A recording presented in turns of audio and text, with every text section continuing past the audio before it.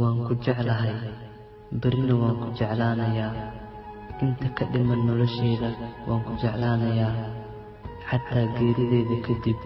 waan ku jeclaanayaa waaba haddii ay suurtagal tahay dadka waxay yiraahdaan wax dunidan dusheeda ku daahaya ma jiraan wax walba bilow iyo dhammaad ayay leeyihiin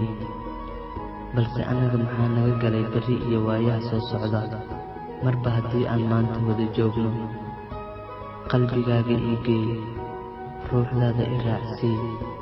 gacantayda qabo itus jacaylka waxa uu yahay intay nafta iga bixin macaanta ogow in aad tahay hadafka noloshayda qiimaha nafteyda sifaha farxadeyda iyo weliba astaanta qalbigayga macaanay marnaba ha i weydiin in aan kuu caddeeyo jacaylkayga balse ii ogolow in aan ku dareensiiyo waxaad ku jiifatay laabtayda waxaadna i weydiisay sababta wadnahayga aad ugu garaacmaayo gacaliso wax kale ma aha wadnahayga ayaa raba in uu soo dhaafo feerahayga